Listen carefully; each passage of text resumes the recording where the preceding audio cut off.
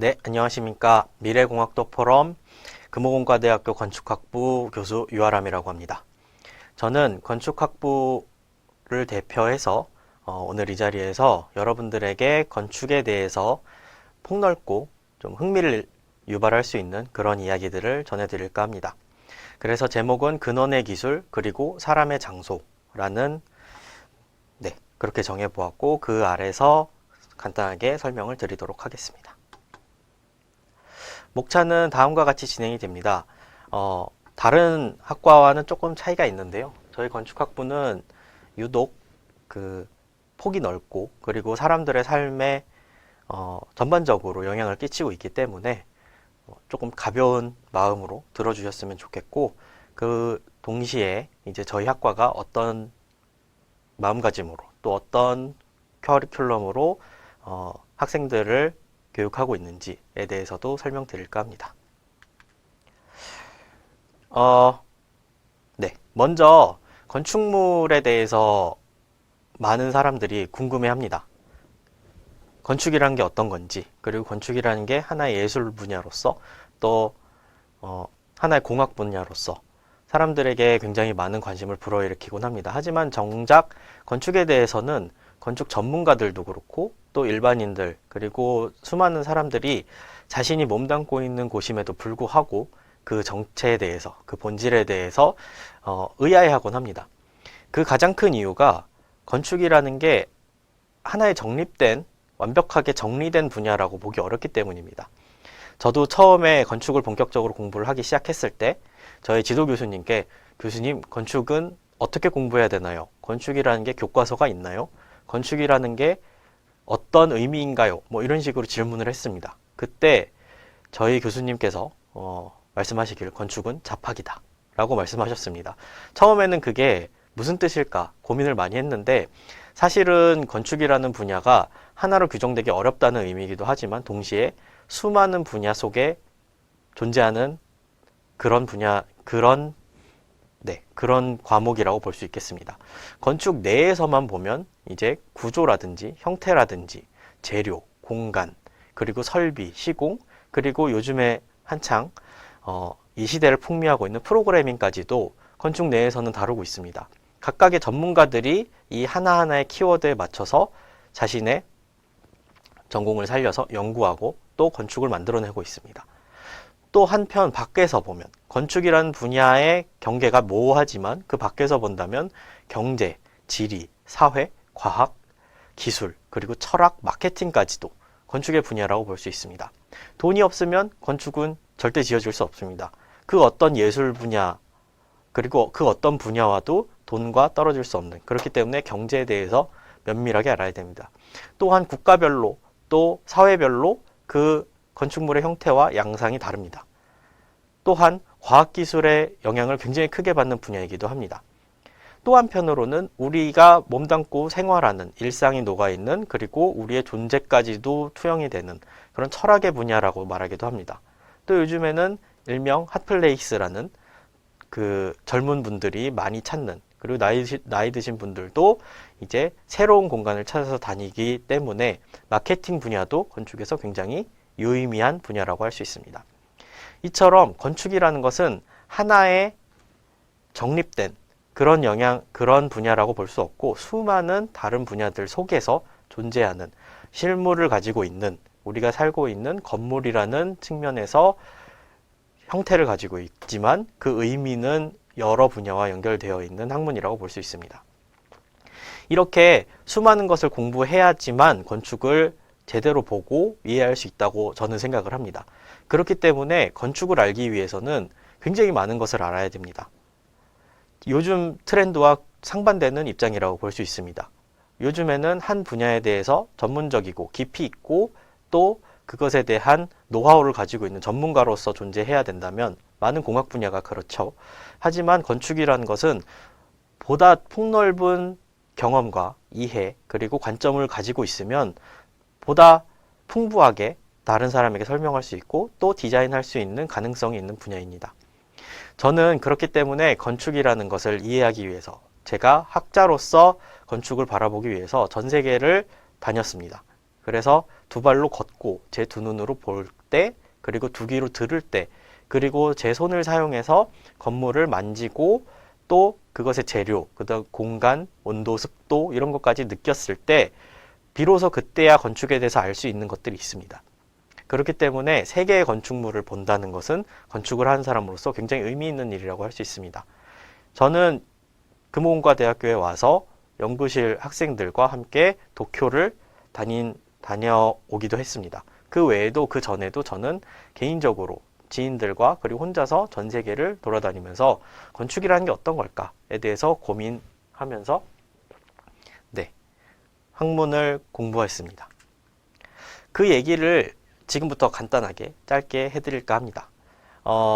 건축인이라면 건축인입니다. 물론 건축 설계를 제가 하진 않지만 그 건축 이론을 하면서 건축 공부를 하면서 수많은 것들을 이해하고 또 말로 또 글로 설명하려고 노력하는 사람입니다.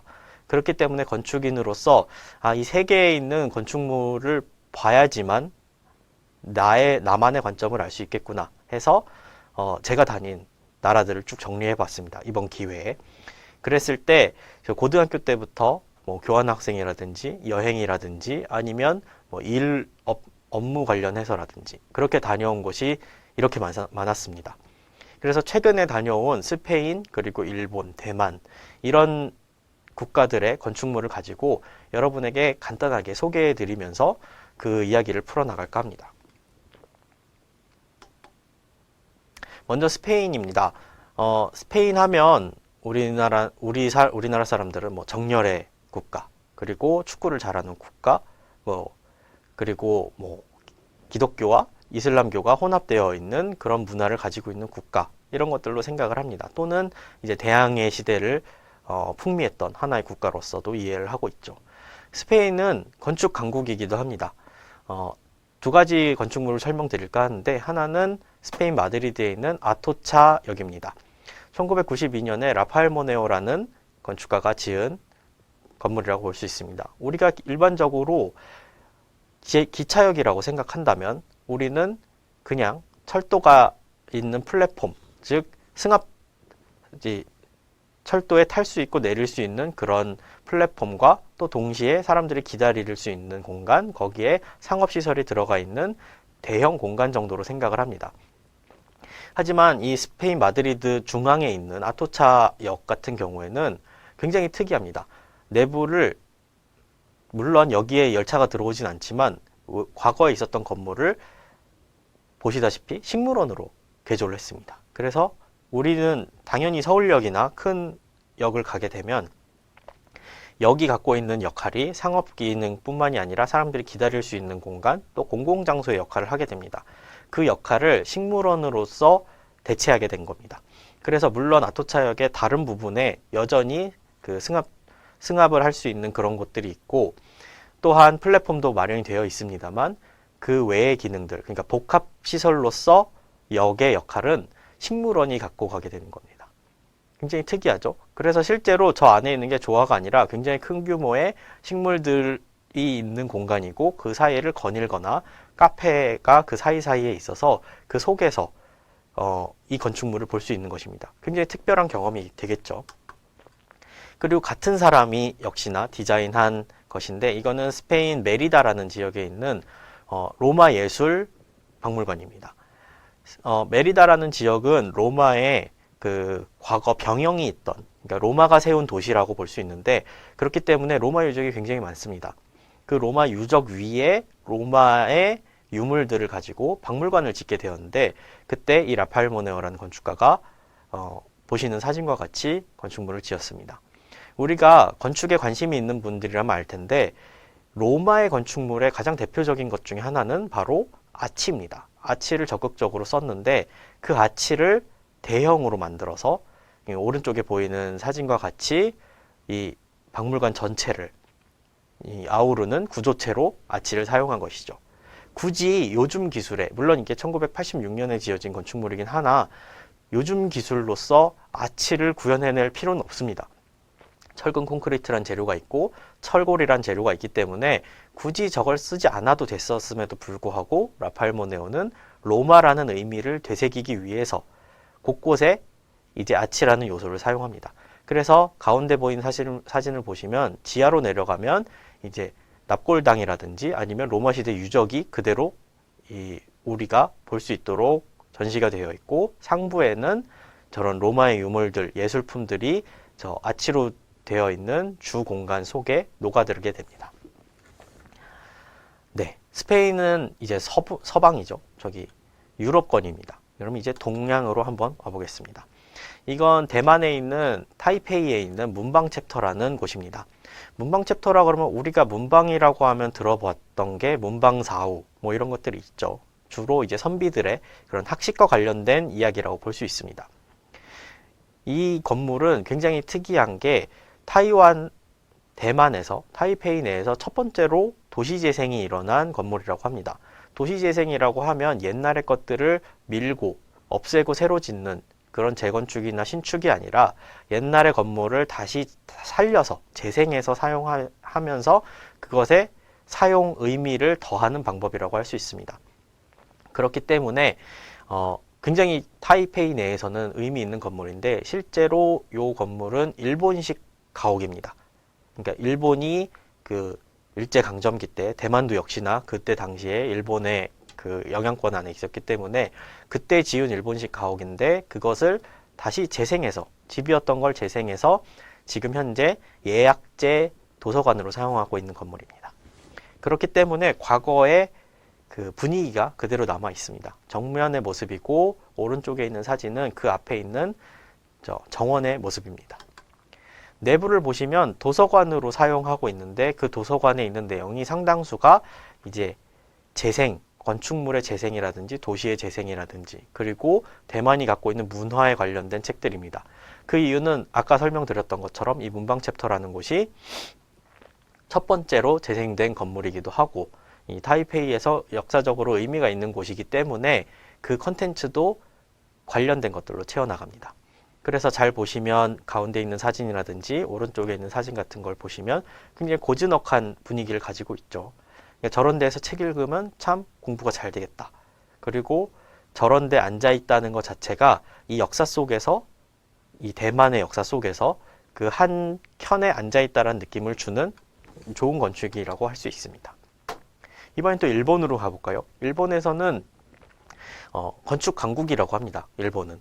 그 이유가 일본은 건축 역사가 근대 건축으로 편입된 지도 100년 가까이가 되었고, 그 자체로도 건축적인 투자라든지 아니면 연구가 굉장히 활발하게 이루어지고 있기 때문입니다. 그 중에 대표적인 건축가가 이제 구마겐고라고 할 수 있는데요. 구마겐고가 시코쿠라는 섬에 있는 어떤 한 마을에다가 지은 건축물을 소개해 드리겠습니다. 실제로 가서 제가 본 장면인데, 그 시코쿠라는 섬 내에 고치현 중에서도 유스아라라는 마을이 있습니다. 그 마을은 이 왼쪽에 있는 사진에서 보실 수 있는 것처럼 그냥 일본의 시골 마을입니다. 산속을 굽이굽이 차를 타고 들어가면 이제 숲속에 산으로 둘러싸인 작은 마을이 하나 등장하는데요. 그 마을의 한켠에 보시면 이 오른쪽 사진처럼 외벽이 지푸라기로 이루어져 있는 건물이 있습니다. 아니, 21세기에 지은 건물인데, 2010년에 지은 건물인데 지푸라기로 지어진 건물이라니 라고 생각하실 수 있을 텐데, 저게 이 유스아라라는 이 작은 마을, 이 지역의 시장 겸 호텔입니다. 그 외벽을 저렇게 지었는데 왜 지푸라기로 했을까라고 생각을 해보면, 이 지역이 벼농사가 잘 되는 지역이라고 합니다. 그렇기 때문에 이제 옛날에 우리 선조들이 했던 초가집과 비슷한 이유죠. 건물의 외벽을 구성하는데 그 지역에서 난 생산물의 부산품이죠. 집들, 지푸라기들을 모아서 건물의 외벽을 구성한 겁니다. 내부는 정말로 시장이면서 호텔입니다. 가장 왼쪽에 있는 사진을 보면 카운터가 있죠. 이 카운터는 지역 주민들이 운영하는 그런 곳이라고 볼 수 있고, 가운데 보시면 시장의 모습이 있죠. 시장의 모습은 이 지역뿐만이 아니라 주변 지역에서 난 특산품들을 모아놓고 있습니다. 그렇기 때문에 여기에 방문한 사람들이나 아니면 호텔에 머무는 사람들이 그것을 살 수 있는 거죠. 볼 수도 있고요. 그렇기 때문에 지역 특산물과 그 다음에 지역의 거주지, 그러니까 여행객들에게 중점적인 건물을 합쳐놓은 건물입니다. 그렇기 때문에 오히려 이 유스하라라는 지역의 정체성을 잘 보여줄 수 있죠. 오른쪽 사진을 보면 굉장히 근사하지 않습니까? 아침에 보면, 아침에 일어나서 제가 찍은 사진인데, 아침에 이 홀로 나오면, 호텔 방에서 나와서 홀로 나올 때 창문으로는 그 지푸라기 틈으로 나 있는 창들에서 들어오는 빛, 그리고 이 지역이 산으로 둘러싸여 있기 때문에 나무로 되어 있는 기둥들, 지붕들, 이런 것들과 동시에 사람들이 이제 특산물이라고 모아놓은 그 시장이 아래 펼쳐지게 되는 것이죠. 이게 그 파노라마 사진으로 찍은 장면입니다. 보시면 오른쪽에 흰색 복도로 되어 있는 부분은 누가 봐도 호텔이죠. 근데 그 호텔이 면하고 있는 홀이 시장인 겁니다. 여기서 하나 재밌는 것은 잘 보시면 마치 초가집처럼 지어진 느낌이죠. 바깥에서도 지푸라기고 내부에서도 바로 나무로 되어 있는 기둥들로 되어 있고요. 그리고 아래는 이제 전통시장처럼 그 지역의 특산물들이 모여 있는데, 사실은 굉장히 강력한 눈속임이 있습니다. 이 사진 두 장을 잘 보시면요, 여기에 기둥이 마치 나무인 것 같지만 사실은 실제 기둥은 따로 있습니다. 철근 콘크리트로 만들어진 건물이고, 그 철근 콘크리트 기둥의 겉에 굉장히 반사가 잘 되는 철판을 붙였습니다. 그래서 이 나무 기둥들이 거기에 반사돼서 철근 콘크리트 기둥의 존재가 보이지 않습니다. 오른쪽 사진을 보시면 그게 대칭이 반사돼서 대칭처럼 보이는 장면이 있죠. 그러니까 저 나무 기둥은 이 지역에서 나는 그 목재 또는 그 지역의 분위기를 표현하기 위한 장식 수단일 뿐입니다. 실제로 구조는 따로 있는 거고요. 굉장히 재미있는 건물이라고 할 수 있죠. 네.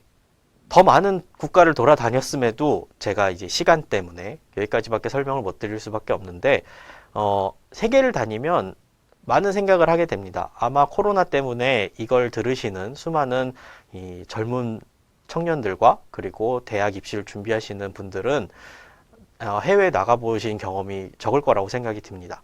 앞으로도 그렇게 이 과거 한 10년 전과는 제가 다녔던 시기와는 또 크게 다른 모습으로 세계를 돌아다니게 되실 텐데, 그때 이제 패키지 여행이든 자유여행이든 우리는 많은 건축물을 보게 됩니다. 패키지 여행을 가면 코스에 반드시 건축물들 답사가 있습니다. 성당을 간다든지 성을 간다든지 아니면 유명한 건축물에 가서 사진을 찍는다든지 박물관을 간다든지 합니다. 다 건물이죠. 또 혹시라도 그렇지 않더라도 자유여행으로 뭐 식도락 여행을 떠난다, 아니면 뭐 공연을 보기 위해 여행을 떠난다 하더라도 우리는 어쨌든 세계에 있는 건축물을 반드시 보게 되고 그 속에 놓이게 됩니다. 그리고 우리가 밟고 있는, 제가 찍은 사진인데 밟고 있는 땅, 이 바닥의 블럭들, 이 모습조차도 도시의 한 일부분입니다. 저는 바닥 사진 찍는 걸 의외로 좋아하는데요. 이 찍어놓고 모아보면 도시마다 저 타일 까는 방식, 그리고 얼마나 이게 오래됐는지, 그런 것들이 서로 다 다릅니다. 스페인의 어딘가의 바닥의 사진인데요. 저걸 보면 저 돌을 놓았을 때는 아마 100년 전, 200년 전일 겁니다. 그 사이에서 식물이 자라고 있죠. 이런 것들을 보면 저걸 그냥 그 당시에 공무원이 뭐 이렇게 예산이 남아서 업자를 불러서 그냥 깔았던 걸까요? 아닐 겁니다. 분명히 이 도시에 맞는, 이 도시의 분위기에 맞는 방식으로 저 돌들을 하나하나 깔았었던 거겠죠. 그렇기 때문에 저 돌이 오래 남아서 도시의 한 부분을 만들어내는 겁니다. 제가 지금까지 한 얘기들이 뭐 겉으로 굉장히 허울 좋은 얘기네, 아니면 그럴싸해 보이는 얘기네 라고 생각하실 수도 있지만, 한번 곰곰이 생각을 해보십시오. 세계 어느 곳을 가도 우리가 공통적으로 느낄 수 있는 게 있습니다. 그것은 뭐냐면 세계에 수많은 국가가 있고 수많은 사람이 있고 수많은 사회가 있죠. 수많은 그 속에 도시와 건축물이 있습니다. 서로 다른 방식으로 그들은 건축물을 행합니다. 우리가 어느 다른 지역에 갔을 때, 또는 한국의 다른 도시들로 이동을 했을 때 그 모습이 약간씩 다릅니다. 사람들이 사는 방식이나 건물의 모습이 다르죠. 다른 방식으로 분명히 건축물을 짓고 그 속에서 살고 있지만 모두 사람 사는 곳이죠. 우리가 아프리카에 간다고 해서, 또는 유럽에 간다고 해서, 또는 남미에 간다고 해서 거기서 사는 곳이 다르기 때문에 바로 뭐 죽거나 아니면 아프거나 하진 않습니다. 사람들이 사는 곳입니다. 거기도. 그 사람들도 거기서 우리처럼 일상을 보내고 또 한평생 살겠죠. 그렇기 때문에 모두 다 사람들이 사는 곳처럼 꾸미고 삽니다. 근데 또 재밌는 것은 사는 곳을 엉망으로 만드는 사람은 단 한 명도 없습니다. 그렇겠죠? 사는 곳을 엉망으로 만드는 사람은 없습니다. 의도적으로 그렇게 하는 사람은 없어요.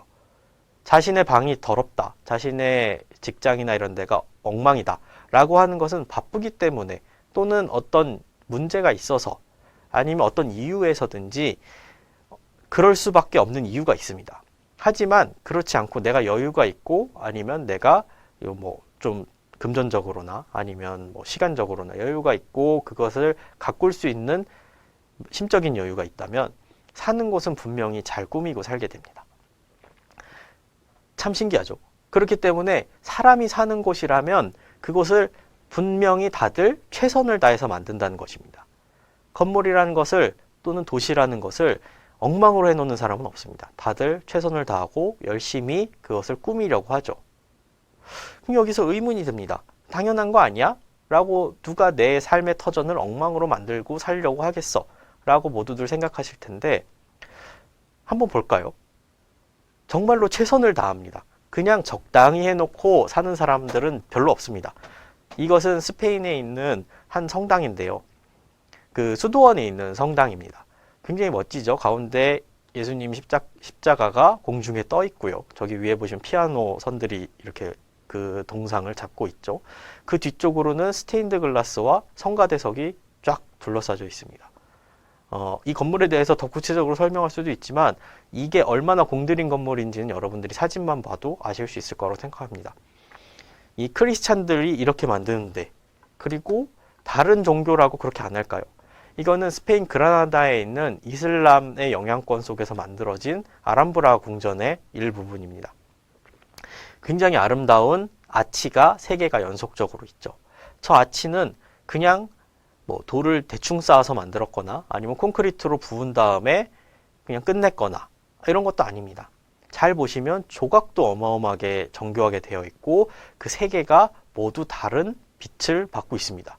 이런 아름다운 장면을 종교에 따라서 다르다? 아닙니다. 그것은 어떤 종교든 어떤 사람이든 자신이 만들어내는 건축물에 최선을 다한다는 것을 알 수 있습니다. 그건 세계적인 건축가 르꼬르비제, 물론 돌아가셨지만요. 세계적인 근대 건축가인 르꼬르비제가 지은 건물도 마찬가지고, 또 우리가 사는 일반적인 아파트의 모습도 마찬가지입니다. 아파트 시공이 뭐 잘못됐네, 뭐가 하자가 있네, 이런 얘기를 할지언정 집이라는 것은 끊임없이 고치고 또 발전시켜 나가야 되는 겁니다. 건물이라는 것은 지은 순간에 완성돼서 끝까지 가지 않습니다. 건물은 아마 주택에서 살고 있는 분들은 절실히 느끼실 텐데 끊임없이 손대야 되고 끊임없이 고쳐야 되고 끊임없이 다시 발전시켜 나가야 되는 대상입니다. 그런 측면에서 본다면 제가 찍은 제가 원래 살던 동네의 아파트의 한 장면인데, 저 아이들이 저 비가 떨어지는 곳에 손을 내밀고 쪼로록 서서 비를 맞고 있는 장면, 그리고 그 내부의 공간, 이런 것들을 건축가 또는 시공하는 사람들이 대충 했을까요? 아닙니다. 물론 세계적인 거장의 작품과 비교하기는 조금 어려울 수도 있겠으나 그들도 그들 나름대로의 최선을 다해서 사람들의 삶을 담고 그들의 터전을 만들려고 노력했다는 것입니다. 역사 속에서도, 전 세계 속에서도, 그리고 건물 유형, 그러니까 아파트든 박물관이든 교회든 성당이든 관공서든 왕궁이든 또 우리가 사는 그냥 일반 주택이든 무관하게 인류, 국가, 공동체, 개인까지도 사람들은 건축에 최선을 다합니다. 여러분들이 이사를 갔을 때 집을 꾸밀 때 대충 꾸미는 사람이 있습니까? 거의 열의 열은 자신이 이사간 새 집 또는 자신의 방을 얻었을 때 그 방과 집을 꾸미는데 최선을 다합니다. 근데 당연한 소리라고 생각하겠지만 왜 그럴까요? 건축이라는 게 도대체 어떤 거길래 사람들은 그렇게 최선을 다해서 지을까요? 한번 생각해 볼 만한 문제입니다. 건축이라는 것은요, 조금 어려울 수 있지만 한글로 건축을 하는 사람을 건축가라고 하죠. 영어로는 아키텍트입니다. 이게 어원을 따지면 그리스어로 가는데 아키텍톤이라고 부르는 건데 두 단어의 합성어입니다. 하나는 아르케라는 거고 다른 건 텍톤입니다. 텍톤은 장인, 그러니까 뭔가를 만들어내는 사람인데 그 중에서도 이제 돌을 쌓거나 아니면 짓는 사람을 얘기합니다. 반대로 그와 함께 아르키라는 것은 이제 근원의 것, 그러니까 to be the first, 가장 먼저 있는 거라는 거죠. 그리고 그거를 이제 명령을 내리는, 그러니까 최초의 것으로 명령을 내려서 쌓고 짓는 사람을 아키텍트라고 하는 겁니다. 이게 참 언어를 분석한다는 게 갑자기 세계여행 얘기를 하다 언어를 분석해? 라고 할 수도 있겠지만 언어를 분석한다는 건 어떤 학문에서 그 학문의 시작을 찾아내는데 중요한 방법론 중에 하나입니다. 그렇게 봤을 때 건축은 최초의 것으로 명령을 내려서 쌓고 짓는 사람, 즉 예전에 사람들이 정주해서 인류가 어떤 한 지역에 머물러서 자신들의 터전을 만들 때 그때 당시에 물론 옛날의 기술이겠지만 뭐 흙을 빚는다든지 나무를 엮는다든지 하는 그런 기술로서 명령을 내려서 그것을 이제 우리가 살 수 있는 건물로 만들어내는 사람을 얘기합니다. 즉 건축가라는 것은 최초의 기술, 가장 근원의 기술을 가지고 행하는 사람을 의미합니다. 그런데 과거에 1000년 전에 또는 피라미드를 지을 때 건축가와 오늘날의 건축가가 쓰는 기술이 분명히 다를 겁니다. 근데 이것들이 서로 다른 기술이라고, 어떤 게 우월하고 어떤 게 열등하다고 할 수는 없습니다. 오래된 과거의 기술은 그것으로 완성되어 있는, 그 자체로 완성되어 있는 로우테크라고 볼 수 있습니다. 또 반대로 오늘날의 기술은 계속 시도되고 완성되기 위해서 발전하고 있는 하이테크라고 볼 수 있죠. 왜 우리는 온돌이라는 것을 볼 때, 온도를 다룰 때 그것을 하이테크라고 하진 않죠. 네. 그럼에도 우리는 왜 온도를 쓸까요? 그것은 그 자체로 완성된 기술이기 때문입니다. 바닥에 열선을 깔아서 열을 바닥에서부터 데피는 기술이 온돌이죠. 우리나라의 전통 그 건축 기술이라고 보는데 그것의 방식이 바뀌었을 뿐입니다. 과거에는 구들에서 열을 전달하기 위해서 아궁이에서 불을 뗐죠. 오늘날엔 어떻습니까? 보일러에서 물을 데워서 그게 파이프를 따라서 바닥을 이동하게 됩니다. 즉 과거의 기술이 그 자체로 완성된 것이기 때문에 그 방법이 조금 바뀐 것이지 그게 기술이 옛날 것, 그다음 열등한 것, 뭐 속된 말로 후진 것이라고 볼 수 없는 겁니다. 또 반면에 오늘날의 기술, 새로운 현재 기술, 예를 들면 초고층을 짓는 방법, 이런 것은 과거의 거대한 건물들, 피라미드나 이런 걸 지었던 기술과 완전히 다른 기술입니다.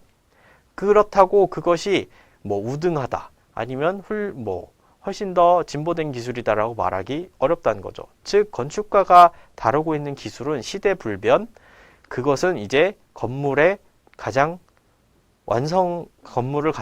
완벽하게 지을 수 있는 기술을 택해서 짓고 있다는 것입니다. 그 이유는 건축가라는 것이 근원의 기술을 쓰기 때문인데요. 그 얘기를 한번 해보도록 하겠습니다. 왜 우리는 건축 기술을 발전시켜서, 그러니까 이 오래된 기술이든 새로운 기술이든 이런 것들을 건축물에 쓸까 고민을 한번 해봐야 됩니다. 왜 우리는 그렇게 할까? 앞서 세계여행 얘기를 했을 때 우리는 건물에 공을 들인다고 했습니다. 그걸 공을 들인다는 것을 이제 기술로 보는 거죠. 왜 우리는 완성된 기술이든 아니면 새로운 기술이든 써서 왜 건물을 공들여서 지을까? 라는 겁니다. 이번에 이제 저희 연구생들과 함께 일본을 갔다 왔을 때 다녀온 곳인데 미야시타 공원이라는 곳입니다. 일본의 도쿄의 시부야역에 있는 곳인데 굉장히 특이합니다. 우리가 일반적으로 공원이라고 생각하면 어떻죠? 공원은 땅을 가지고 있는 데죠. 그래서 도심 내에 뭐 센트럴파크라든지 아니면 서울에서는 뭐 여의도 공원이라든지 이런 것들을 생각하게 됩니다. 그러니까 토양이 있는, 그리고 이 그라운드의 면에 있는, 땅의 면에 있는 대상을 생각을 합니다. 그렇겠죠. 일반적으로는 그렇게 공원을 정의하고 생각을 합니다. 하지만 그게 공원의 본질일까요? 공원은 사람들이 모여서 자유롭게 가서 운동하고 모임도 하고 큰 소리도 낼 수 있고 거기서 좀 활동이 큰 여러 액티비티들을 할 수 있고 스포츠도 하고 뭐 미술도 그릴 수 있고 어찌 보면 모여서 커피도 한잔할 수 있는, 즉 사람들의 행위가 공원을 규정하는 건 아닐까요? 공원이라는 것을 곰곰이 생각해 볼 필요가 있는 건물입니다. 이 미야시타 공원은 보시면 왼쪽 사진을 보시면 미야시타 파크라고 건물에 써 있죠. 근데 공원이라는 건 흔적도 볼 수 없습니다. 굉장히 특이하죠. 이 미야시타 공원은 최근에 2019년 정도에 이제 새롭게 지어진 공원인데, 공원이 지어졌다니까 이 신기하죠. 원래는 저 지면에 있었던 그 노지였습니다. 그러니까 공원이었죠. 천을 따라서 있는 공원이었는데 그것을 과거에 지하주차장을 지하에 넣고 공원을 살짝 들어 올립니다. 그래서 천변에 있는 지하주차장을 갖고 있는 공원이었는데 그것을 재개발을 합니다. 아니, 공원을 재개발하면 보통은 이제 공원이라는 것이 없어지죠. 공원이 없어지고 오히려 거기에 상업 건물이 들어서기 마련인데, 이 미야시타 공원은 상업 건물로 바꾸면서 공원을 들어 올렸습니다. 그래서 오른쪽 사진에 보시면 이제 이게 약도 같은 건데 제일 상부에 초록색 정원처럼 돼 있고 그 하부의 지도는 상업 건물을 의미하는 겁니다. 보실까요? 그 아까 봤던 에스컬레이터를 쭉쭉쭉 올라가면 옥상에 공원이 이렇게 펼쳐집니다. 어떤가요? 공원 같나요? 우리가 생각하는 흙이 많은, 풀이 많은 공원의 느낌은 아닐 수 있지만 도심 내에서 유휴 공간, 사람들이 쉴 수 있고 모일 수 있고 활동을 할 수 있는 공간으로서 충분한 면적과 또 그 프로그램을 가지고 있습니다. 그래서 이 장면을 보시면 뭐 사람들이 계단도 있죠. 계단에 앉아서 사람들이 쉬기도 합니다. 또 벤치도 있을 거고요. 또 여기엔 스케이트장 뭐 이런 여러 가지 것들이 있습니다. 즉 공원이라는 게 반드시 지면에서 땅과 만나서 있어야 될 이유가 없다는 거죠. 하부는 상업시설로 꽉 채우고 그 옥상 정원이죠. 옥상 정원을 공원처럼 개방해서 사람들에게 쓸 수 있게 만들어준다면 그 가치는 미야시타 공원이 원래 갖고 있었던 가치와 크게 다르지 않을 것이라고 보는 거죠. 그때 필요한 것이 바로 기술입니다. 우리가 과거의 기술로선, 아주 옛날 기술로선 이렇게 고층의 건물을 지으면서 상부에 무거운 흙을 놓을 방법이 없습니다. 하지만 이제 오늘날에는 가능하죠. 그 철골 구조든 철근 콘크리트 구조든 일본 같은 경우에는 특히나 지진이 많기 때문에 더 단단하게 해서 상부에 무거운 것을 지탱할 수 있는 구조를 만들어내고, 그리고 사람들이 미야시타 공원에서 갖고 있었던, 기대했던 그 공원이라는 성질을 위로 제일 최상층으로 들어 올린 겁니다. 굉장히 재밌는 프로젝트인데요. 공원이라는 게 또 오늘날에는 어떻게 쓰일까 생각해보면 아마 이 강의를 들으신 분들은 공원에서 운동 말고는 그렇게 많은 행동을 하지 않으실 겁니다. 하지만 산책도 하고 우리가 공원에서 뭐 조그만 카페가 있으면 커피도 마시죠. 그런 것들이 복합적으로 존재하는데 이 오른쪽 사진을 보시면 미야시타 공원의 한복판에 스타벅스가 있습니다.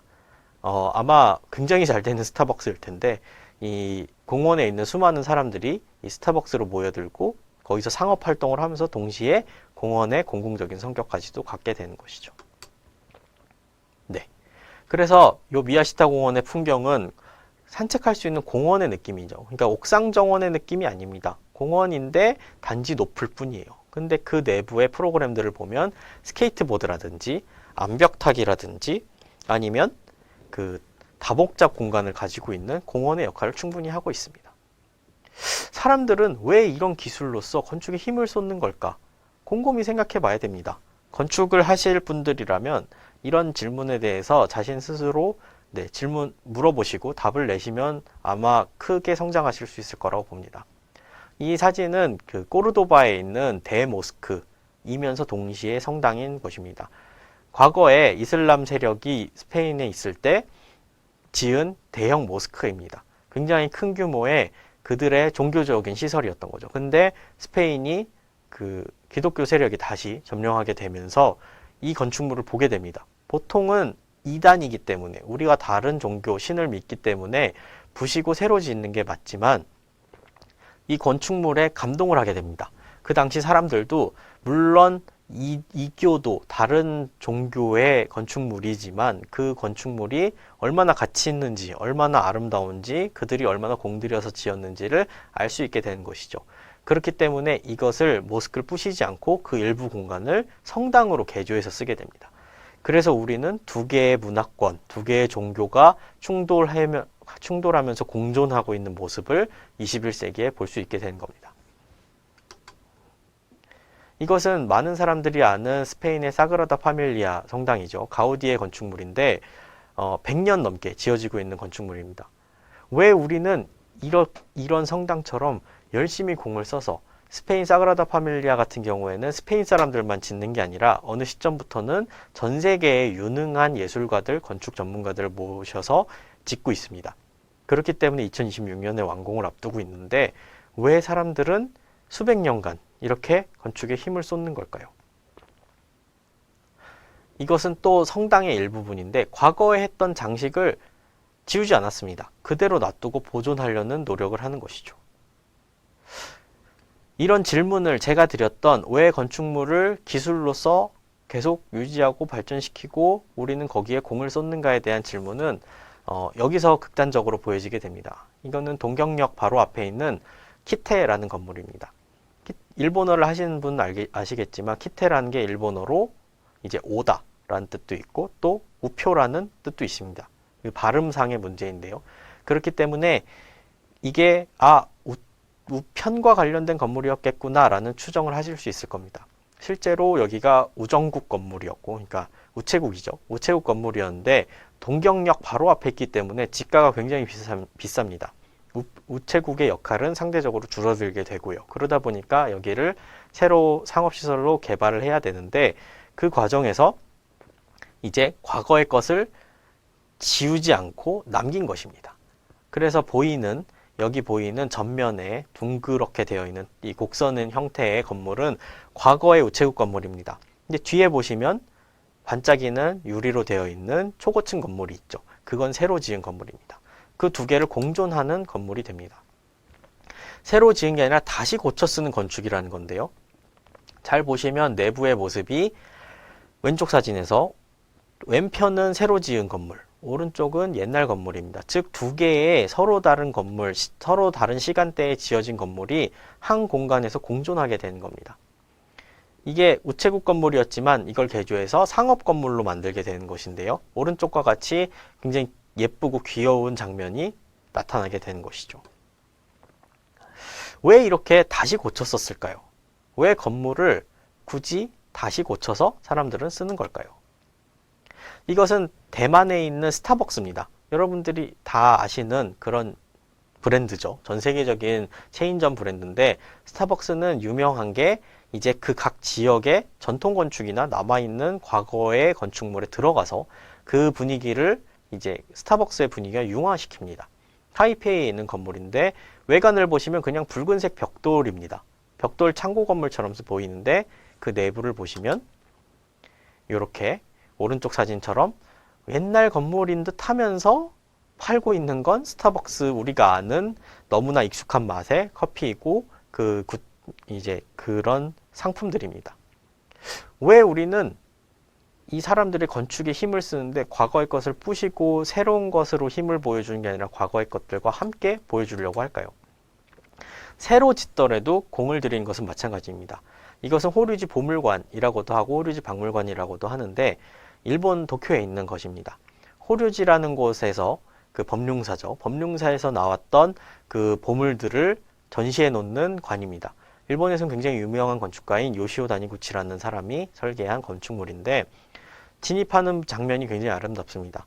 보시는 것처럼 이렇게 물로 되어 있는 수변 공간을 지나서 들어가게 되는데 그 건물의 앞에서 유리면이 주변의 풍경을 반사하게 됩니다. 그래서 그 풍경을 담아내면서 동시에 이 건물로 들어오게 만드는 것이죠.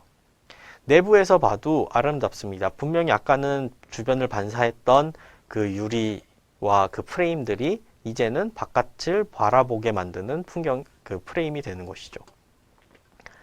또 아까 진입할 때 보셨던 그 수변 공간은 콘크리트 벽이라든지 아니면 이 늘어져 있는 그런 나무들의 풍경으로서 반사됨으로써 굉장히 아름다운 모습을 보여줍니다. 새로 짓든 아니면 과거의 것을 살려서 짓든 왜 우리는 그 근원의 그 건축물의 여러 가지 기술로서 이것들을 남기고 새로운 가치를 담아내고 더 공들여서 지으려고 할까요? 그것은 건축물이 사람들의 삶, 생활이죠. 그것과 시간, 과거에 있었던 그런 장면들이라든지 흔적들이라든지 그런 것들을 담아내고 그리고 그것들이 한데 모여 있을 때 장소를 만들어냅니다. 나만의 장소라는 게 존재하죠. 그리고 우리들의 장소도 있습니다. 우리들의 장소라는 것은 나와 내 친구만의 얘기는 아닙니다. 우리들의 장소는 우리 모두의, 우리 공동체, 우리나라 사람들의 또는 어느 한 국가의 아니면 어느 한 지역의 그런 가치입니다. 인류의 가치일 수도 있습니다. 그들의 장소를 담아낼 수 있는 것은 오로지 건축밖에 없다고 보는 것입니다. 그것을 담아내기 위해서 근원의 기술, 하이테크든 로우테크든 완성되어 있든 발전하고 있는 기술이든 그것들을 써서 건축물을 만들게 되는 것입니다. 그것을 건축학부에서는 가르치려고 열심히 부단히 노력을 합니다. 그렇기 때문에 건축학부는 물론 굉장히 기술에 민감한, 시대적으로 민감한 학과들이 많습니다만 요즘 들어 더 민감하게 반응하고 있습니다만 건축학부는 그것에 민감하게 반응하는 동시에 또 과거의 것들을 무게 있게 지속적으로 가르치려고 노력하기도 합니다. 그래서 창의적인 인재, 사회적인 인재 그런 것들을 만들어내려고 하지만 또 동시에 기초가 튼튼한 그 전문적인 지식을 이 수많은 세월 동안 인류의 역사 동안 다뤄왔던 건축적인 지식을 전달하고자 합니다. 그렇기 때문에 양이 굉장히 방대합니다. 건축과에서 가르쳐야 되는 내용들이 방대하고 과거의 기술과 현대의 기술을 다 가르쳐야 되며 또 동시에 그것들이 사람들의 삶을 담아낸다는데 초점을 맞춰야 됩니다. 그렇기 때문에 건축학과는 5년제로 운영이 됩니다. 물론 이제 건축학과 내에서도 건축학부 내에서도 건축학 전공과 공학 전공이 나뉘게 됩니다. 서로 가르치는 건 다르고 커리큘럼도 다르지만 그들이 하고자 하는 것은 단 하나입니다. 기술로서 그 사람들의 삶을 담아내는 그 건축물을 만들고자 하는 그런 노력입니다. 그래서 건축학 전공은 5년제를 채택하고 있고 건축공학 전공은 4년제를 채택하고 있습니다. 이렇게 다이어그램으로만 보면 아마 선생님들 이걸 보시는 분들이나 아니면 선생님들이나 아니면 학생 여러분들이 건축학과에서 그래서 뭘 한다는 거야? 라고 생각할 수 있습니다. 근데 건축학과에서 하는 것은 건축학 그리고 건축공학 이들을 통합해서 건축인으로서 건축의 언어를 배웁니다. 우리가 의사라든지 변호사라든지 이런 사람들은 그들이 쓰는 언어를 일반 사람들이 이해하기 좀 어렵습니다. 그 이유는 그들의 언어가 있기 때문이죠. 법조문에서 쓰는 언어, 그리고 의사들이 처방할 때 또는 그 병에 대해서 이제 진찰하고 그것을 판단할 때 쓰는 언어들이 이제 다르죠. 그들의 전문 지식인 겁니다. 건축학과도 마찬가지입니다. 건축인으로서는 건축가가 써야 되는 언어가 있습니다. 그것이 대표적으로 이제 모형이라든지 아니면 스케치 그리고 도면을 만들어내는 그런 과정이라고 볼 수 있습니다. 저희 학교의 풍경인데요. 저희 학교에서는 그 1학년 때부터 건축학 그리고 건축공학 구분되기 전부터 이제 건축인으로서 표현해야 될 도면 그리기와 모형 만들기를 기초적으로 시행하고 있습니다. 그렇기 때문에 이 건축학과 아마 금호공과대학뿐만이 아니라 다른 대학교에서도 건축학과가 있는 곳을 가시면 이런 장면들을 쉽게 보실 수 있을 겁니다. 모형을 만들고 도면을 그리는 그리고 사람들 앞에서 발표하는 그런 식의 작업을 보실 수 있을 텐데 금호공과대학교에서도 이를 중심으로 교육을 진행하고 있습니다. 1학년 같은 경우에는 이제 기초적인 거죠. 문을 어떻게 도면으로 그리는지, 문도 평면으로 그릴 때와 그 다음에 앞에서 보는 인면으로 그릴 때는 어떻게 다른지 이런 것들을 그립니다. 그리고 그걸 가지고 건축가가 지은 건물의 도면을 한번 그려보는 작업도 합니다. 그러면 남이 한 것만 하냐? 기초만 배우냐? 당연히 아닙니다. 1학년 말부터는 이제 건축인으로서의 언어를 가지고 자신이 하는 그 설계를 스스로 진행하고 그것을 도면으로 또 모형으로 만들어 봅니다. 그래서 작년에 했던 학생의 작품이 이렇게 보여집니다. 자신이 디자인한 그런 도면을 보여준, 그런 건축물을 도면으로 보여주는 것이죠. 모형도 제출해서 그것을 이제 실제로, 그 모형이라는 것이 실제로 지어지기 전에 건축가가 이게 어떻게 보여질까, 어떻게 이것을 만들어낼까를 보는 작업이라고 볼 수 있습니다. 그런 것들을 1학년 때부터 졸업하는 5학년까지 다루게 됩니다. 네, 이런 것들이 이제 건축 모형이라고 할 수 있는데, 건축 모형이라는 건 실제 건축 재료를 그대로 쓸 수 있기도 하지만 실제 건축 재료는 다루기가 어렵습니다. 철이라든지 콘크리트는 굉장히 다루기 어려운 재료죠. 그렇기 때문에 간단한 모형, 나무라든지 아니면 종이라든지 아니면 심지어 스타킹 같은 것도 써서, 아크릴 이런 것들을 써서 만들게 됩니다.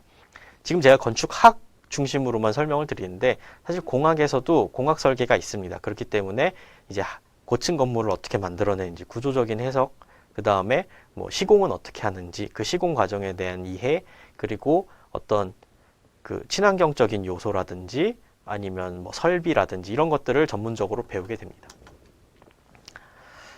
건축학과에서는 개인의 역량, 그러니까 새로운 이 과거의 것이든 오늘날의 것이든 그 기술로서 사람들의 삶을 담아가는 작업을 최우선 과제로 진행하고 있으나, 그것과 동시에 중요한 게 개인의 역량뿐만 아니라 이 단체로 하는 작업을 저희는 중요하게 다루고 있습니다. 그 이유는 건축이라는 것이 어떤 자동화 기기로서 한 번에 지어지는 것이 아니기 때문입니다. 이 거대한 규모의 건물을 혼자 짓는다는 건 굉장히 어려운 일이죠. 아마 TV를 보시면 세상에 이런 일이 이런 데서 가끔 나오는 예인데, 혼자서 집을 짓는다는 그런 이야기들이 가끔 나옵니다. 그게 나온 이유는 그게 굉장히 대단한 일이라는 그런 이유 때문인데요. 사실은 건축가가 디자인을 하더라도 그 건물을 짓기 위해서는 수많은 사람들이 필요합니다. 인허가 해주는 공무원들, 그리고 그것들을 실제로 짓기 위한 현장의 여러 인부들과 그것을 관리 감독하는 사람들, 그리고 그것을 감리해주는 사람, 그리고 그것을 지어졌을 때 실제로 사용하는 사람들까지. 그렇게 따지면 건물 하나를 짓는데 수십 명, 수백 명, 그리고 큰 건물인 경우에 수천, 수만 명이 들어가는 그런 작업이 됩니다. 그렇기 때문에 건축학과에서는 개인의 역량뿐만이 아니라 이 함께하는 작업을 중요하게 생각하고 그것을 이제 그런 역량을 키우려고 노력합니다. 이 사진 같은 경우에는 작년에 실행한 1학년 수업에서 진행했던 1대1 스케일 도면을 그린 겁니다. 즉, 우리가 그 컴퓨터나 종이 위에서 건축물의 도면을 그린 것뿐만이 아니라 실제로 주택이 어느 정도 사이즈로 얼마나 크게 지어지는가를 10m 곱하기 10m짜리 캔버스 천에다가 실제로 그려보는 작업을 했습니다. 이 작업은 동영상으로 촬영해서 100배속으로 굉장히 빠른 속도로 돌린 영상이 있는데, 그것을 다 함께 같이 보시겠습니다.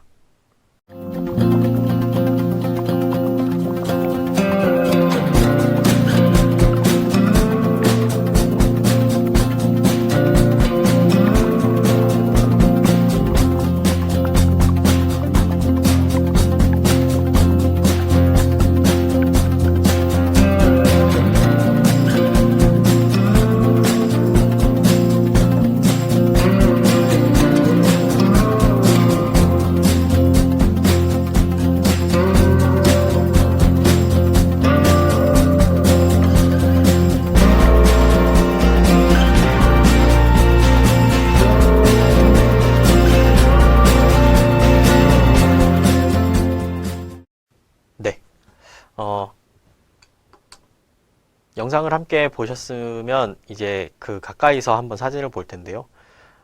별거 아닌 것처럼 보이지만 도면을 그리는 작업은 굉장히 어려운 일입니다. 그리고 그 도면을 실제로 얼마나 크게 이것이 건축물이 만들어지는지 그 감을 익히는 작업도 쉽지 않은 일입니다. 그렇기 때문에 학생들에게 하여금 기본적으로 벽은 어떻게 그리는지, 그리고 창은 어떻게 내는지, 그리고 가운데 사진을 보시면 건물 주변에 있는 나무는 어떻게 표현하는지, 그리고 그 도면을 그린 사람들의 가장 왼쪽 사진인데 자신들의 이름까지 쓰게 그렇게 작업을 진행하였습니다. 이처럼 건축이라는 것은 그저 다른 사람이 시키는 것, 또 어떤 걸 배워서 그대로 따라하는 것이 아닙니다. 건축이라는 것은 자신이 생각한 대로 건축물을 이제 디자인을 하고 그것을 건축의 언어로 표현하는 것이라고 볼 수 있습니다. 그게 개인과 단체의 공동 작업이라는 것이죠.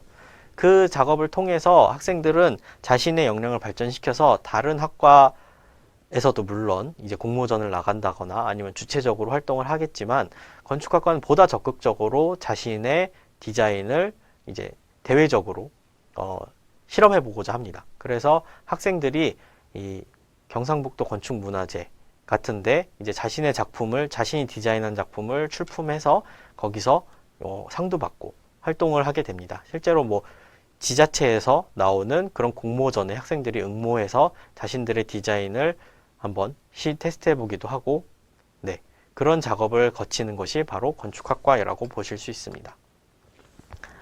네, 이제 마무리 단계입니다. 건축이 만들어내는 것은 아까도 계속 설명드렸지만 건축인들이 자신의 언어를 써서 디자인을 해서 남한테 보여주는 것인데 그것이 기술로서 사람들의 삶을 담아내는 거라고 말씀드렸습니다. 이런 장면을 해외에 나가면 굉장히 많이 보시게 되겠죠. 이 독일의 프랑크푸르트에 있는 한 광장의 전경입니다. 보시면 광장이라고 해서 사람들이 뭐 모여 있거나 그냥 놀고 있는 게 끝이 아닙니다.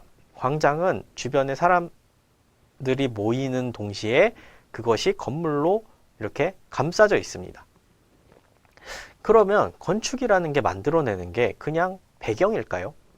이 광장의 배경에 그칠까요?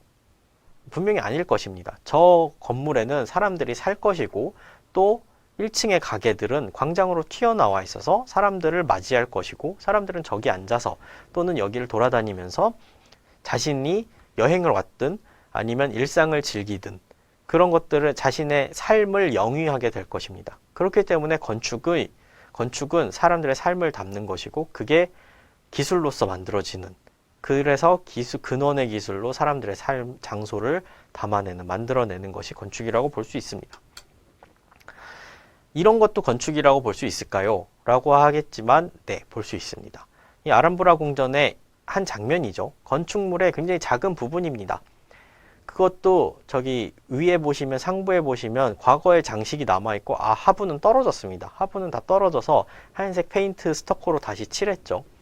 근데 저기에 아마도 이 시기와 무관한 그리고 여기를 지키고 있는 직원이 앉아있는 의자가 있습니다. 그럼 이 장면만 봤을 때 여기는 사람들에게 아무 의미가 없는 곳일까요? 아닙니다. 분명히 여기 경비, 그 직원에게는 그의 장소가 될 것입니다. 그게 만약에 의자가 없었다면 또는 저 뒤에 배경이 없었다면 이것은 장소가 될 수 없을 거예요. 그 사람, 이 경비의 삶을 담는 그의 일상, 매일매일 관람객이 지나가는 것을 보고 주의를 주고 그들을 안내하는 그의 일상이 이 장면에서 보이지 않았겠죠. 건축이라는 것이 만들어내는 게 바로 그런 겁니다.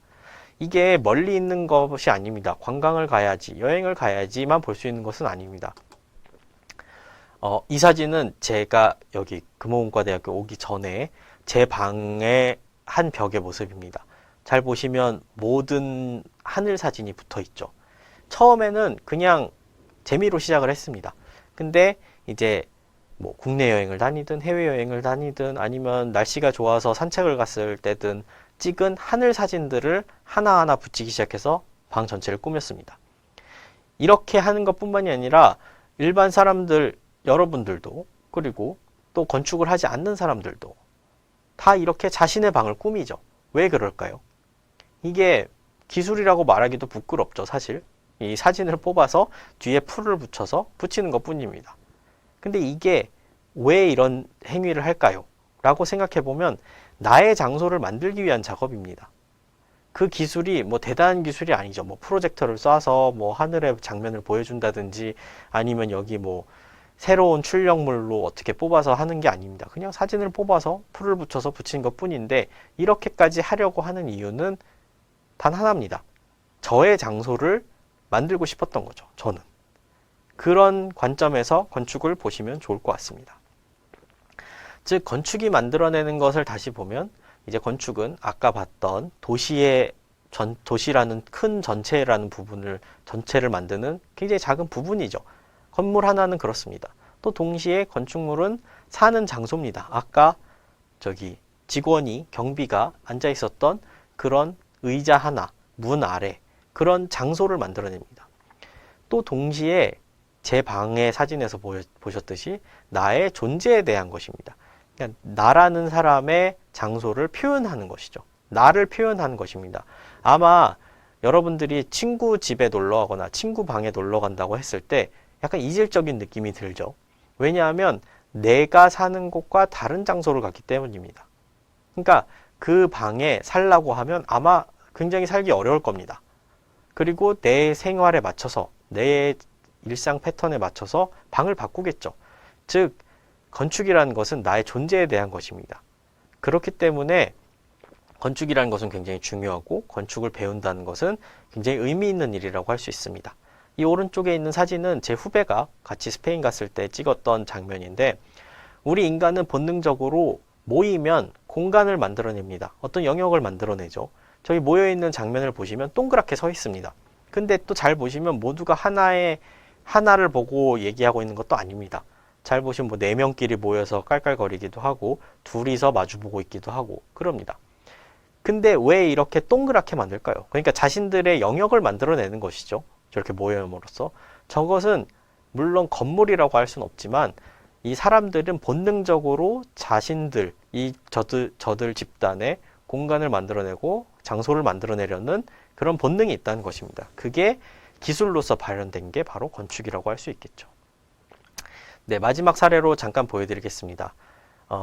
건축이 만들어내는 것에 대해서 저도 지금 뭐 계속 끊임없이 생각하고 있습니다. 발전하고 있는데 제 생각도 그 대만의 한 사례를 보여드리면서 마칠까 합니다.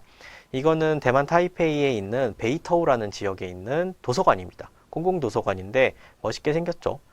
사진을 잘 찍은 것도 있지만 건물이 나무로 되어 있습니다. 외피가 전체가. 근데 대만이라는 곳을 가보신 분은 아시겠지만 굉장히 덥고 습합니다. 그리고 여긴 온천까지 있는 곳이어서 기본적으로 온도가 굉장히 높습니다. 그래서 오른쪽 사진을 보면은 이제 길에 흔하게 나무가 굉장히 잘 자라고 있는 저런 장면을 볼 수 있죠. 근데 습도와 온도가 높은 곳의 단점은 뭐냐면 나무가 오래가지 않는다는 것입니다. 그런데 왜 이 건물은 나무로 지었을까요? 내부에 들어가 보면 물론 나무가 아닙니다. 철골 구조로 되어 있어서 굉장히 멋스러운 공간들을 만들어내고 있습니다. 에어컨을 당연히 틀어놓고 내부에 나무의 상태가 나쁘지 않습니다. 철골 구조로 되어 있고 이제 내장재는 나무로 되어 있죠. 그래서 오른쪽 같이 빛도 멋있게 떨어지고 돌로 쌓은 부분도 있고 합니다. 그런데 아무리 그렇다 하더라도 외부를 나무로 지은 것은 저는 굉장히 의문이었습니다.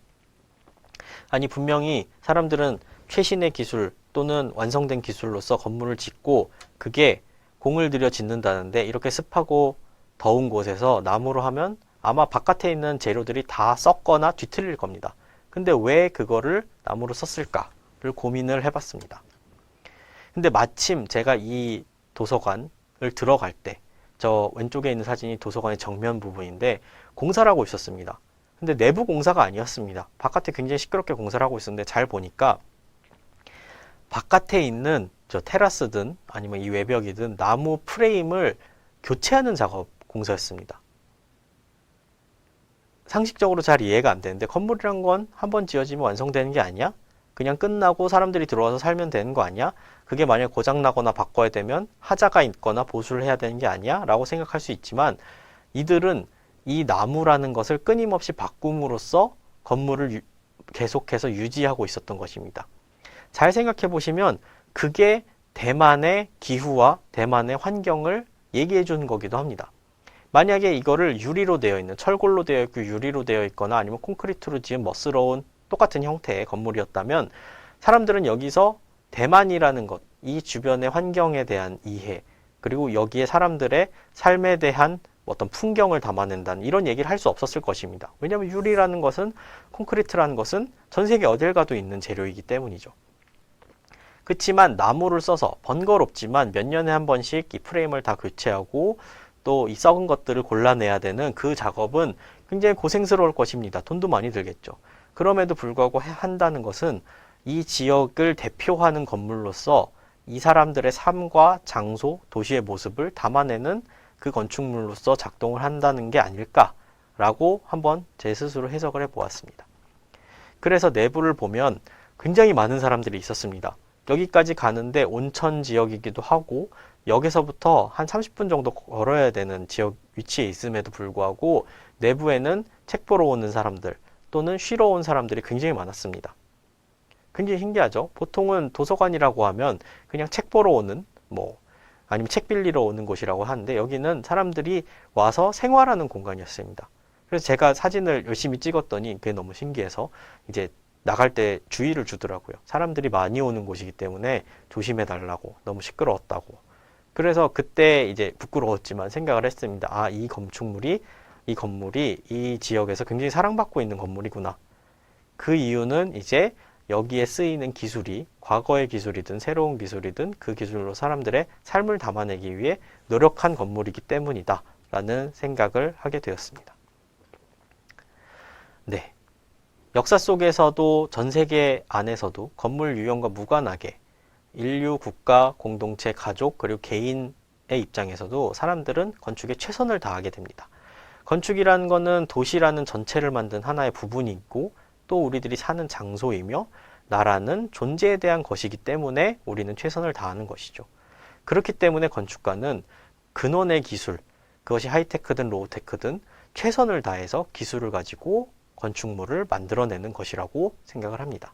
여러분들이 건축학과에 오시게 되면 또는 건축을 공부하시게 되면 또는 나중에 건축물을 지으시게 되면 이 관점에서 건축가에게 최선을 다해서 자신의 건물을 짓기 위해 노력을 하시게 될 겁니다. 건축가의 입장으로선 더 할 나위 없이 온 힘을 다해서 건축물을 지으려고 노력하게 될 거라고 저는 믿어 의심치 않습니다.